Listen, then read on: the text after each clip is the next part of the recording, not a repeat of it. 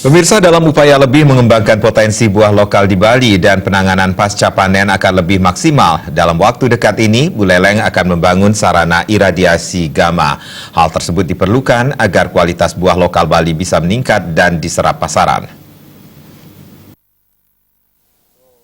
Bupati Agus Suratnyana mengungkapkan pembangunan iradiasi gamma diawali dengan rencana revitalisasi Pasar Banyu Asri. Revitalisasi Pasar Banyu Asri sejalan dengan peraturan Gubernur Bali yang mewajibkan industri khususnya industri pariwisata untuk menyerap buah lokal.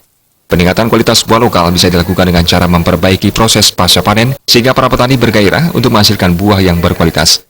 Dibangunnya iradiasi gamma agar para petani tidak khawatir lagi akan hasil panennya. Hal tersebut dikarenakan buah-buah yang dihasilkan sudah dikarantina di laboratorium. Bisa diselesaikan dengan membuat irigasi gamma di Buleleng, biayanya berapa 100 miliar.